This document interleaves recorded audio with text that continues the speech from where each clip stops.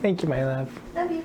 Love you too. Okay, warm up, warm up, warm up. Fantastic. And we're good. Okay. Hey everybody. First thing you may notice is my camera actually looks decent today. I've been able to upgrade my equipment. New camera, new microphone, new lights, new me. I'm very excited. As I mentioned in one of my videos not too long ago, I am moving on into a new stage of life. And as such, I'm going to be putting a lot more time into my channel. I really want this to be able to be successful, and all of you have meant so much to me throughout this whole process. I'm not going to take up the entire beginning of this video with this, but I just want to take a moment to say thank you to every single one of you who keep watching my videos, even to those of you who are watching and who don't subscribe, which, by the way, is a decent amount of you.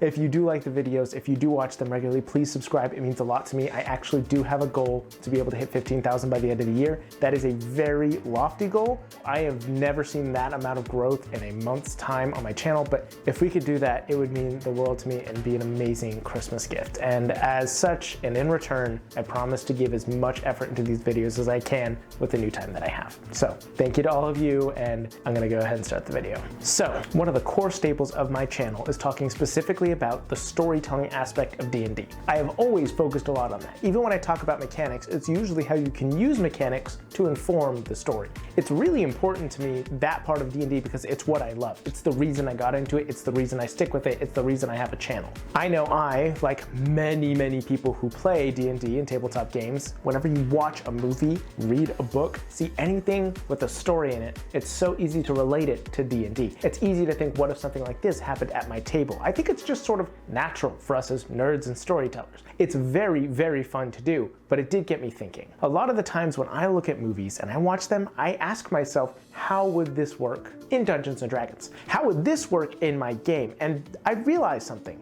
really important. I seriously push as a core part of my channel the fact that Dungeons and Dragons is my favorite form of storytelling. However, that implies that it is a different type of storytelling, and I wanted to ask what that was. What was the main difference between D&D and others? What's the core part of it? And there are some very obvious basic answers that immediately will come up. One is the fact that, you know what? There are a lot of people at the table who all have input on the story. Inherently, that's going to change a lot. That's already going to cause things to be a little bit chaotic. But two, there's no pre-planned story. The DM, yes, comes up with a lot of stuff and puts it in front of the characters, but unless they're railroading them, there's a lot of leeway. There's a lot of change. So it's a collaborative storytelling experience, obviously, but I think things go a little deeper than that, and I want to focus on that. So let's talk about it.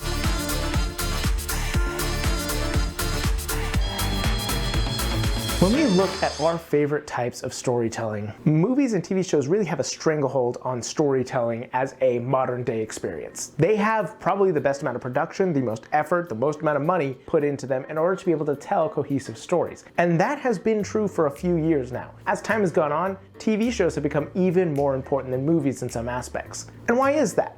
Well, there's no effort into getting into a story for a movie or a TV show. You sit down, you queue it up on Netflix, you watch it. That's what happens. Yeah, maybe you need to learn a little bit about the predisposed story, but most people, when they're making those shows or movies, they have it in their head that they need to explain any of the important elements to the audience. So they'll put in exposition, backstory, little hints of things before. You don't have to go and research anything. Or then there's books. Books actually do tend to have a lot more, because you can't just pick up a book in the middle of a series most of the time. You need to read the previous books. A movie will oftentimes have ways of cluing in the audience of previous things that have happened, because they have the visual storytelling element as well as everything else. But it is a little bit more difficult to do with books, because you have to keep your reader enraptured. There's nothing entertaining the visual portion of their brain, so you do have to keep the story moving along. Not true in all cases, but true in many. So with that in mind, that is why movies and TV shows tend to be reigning king over storytelling. And books, don't get me wrong, are doing well, but let's be honest, how many people do you meet that regularly read books? In the Dungeons and Dragons community, more than you think. But outside of it, it's not as much. Just talk to your average person and ask them, hey, what books have you been reading recently? And a lot of people look at you kind of weird, because that's not a hobby many people tend to do these days. There's a lot more commitment into reading a book than watching a movie. A book will usually take several hours to read. A movie might take only 2. But that's how those tell stories. But what makes D&D different? Obviously, there's many people inputting on the story, and you're making up the story as you go along, but that's not the only thing that changes this. The main thing for me that changes D&D from every other type of storytelling element is the people. And yeah, it's obvious, like I said, everybody's collaborating, everybody's telling a story, so that doesn't change anything. You would expect me to say the people, but hold on. There is something that happens at a table when people play, and it is very unique because you create an atmosphere of story that can only happen at that table, nowhere else. If you have a group of people who are playing a game and then you move to a different group, it is a different experience. It always will be, because the people have this influence over how the story is told. For example, I run 2 games. I run a game in the middle of the week and I run a game at the end of the week. Both of them set in the same world. However, they tell very different stories.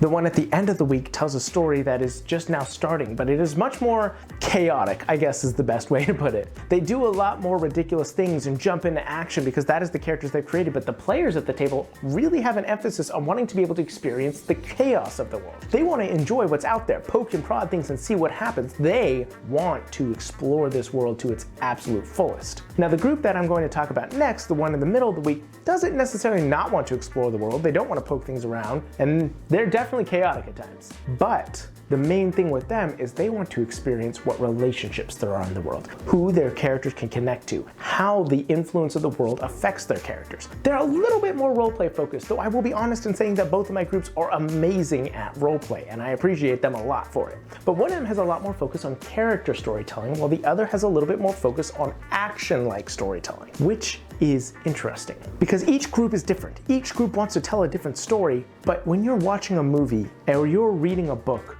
or you're watching a TV show, the energy in the air of creating that story is what makes D&D unique from those experiences. The energy of knowing everybody at the table is trying to create a new experience, is trying to do something different. There are dynamics between players that make a game totally different. For example, the first campaign I ever played long-term, my character had a very specific dynamic with one of the other characters. They were both very chaotic to the utmost degree. We're talking shooting people because things got a little bit too intense in the middle of a peaceful situation, chaotic. The campaign would not have been what it was if I did not have that dynamic with that player. Because I had that dynamic, the campaign changed in that way. And that's what I'm talking about, the electric feeling of knowing that anything could happen because you all have a unique dynamic with each other. If you remove even one player from that table and take them to another table, it is then a new experience. It's like a constantly varying recipe of amazing different tastes and adventures to be had. And that's what makes D&D so incredibly unique, because while the actors in a movie and the directors and the writers and the musicians can all come together and have that electricity, the audience only seems to find the end product. They don't get to experience the electricity in the moment, but D&D clues you in on the electric feeling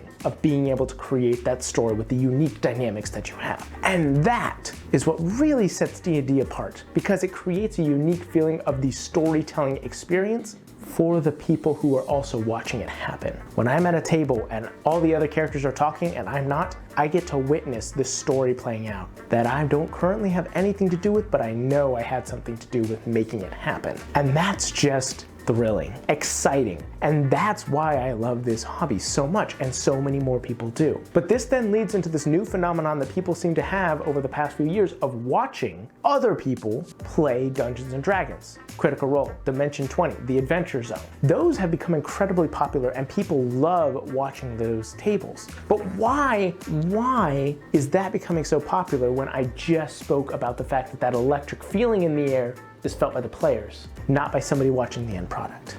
It's because they get to experience the game with them. It's because we get to watch them experience and create this electric feeling, and we feel like we're a part of it. And that's fun, it's creative, it's exciting, and it is unlike any other storytelling medium. When you're watching a movie, when you are reading a book, and when you are watching a TV show, you don't get to have that feeling like you're experiencing it with them. Not as much as when you're watching a tabletop game. When you are watching a musical, you get to experience all of that, but you don't get to experience the excitement of the people on stage as they choreographed, as they learn the songs, as they gain that chemistry with each other. But in a D&D game, when you're watching it, you do get to experience that exciting mix. And that that is something that just cannot be compared to. And that is why D&D is my favorite storytelling medium. So this was just me rambling a little bit, but you know what? To be fair and totally honest, at this point, any of my videos is just me rambling. The fact that you guys choose to watch them, that you enjoy me rambling, it means the world to me. I really do want to try and hit 15,000 subscribers by the end of the year, and if I can do that, I will perform any action of the top rated comment on this video, within reason. I will not do anything to bodily harm myself,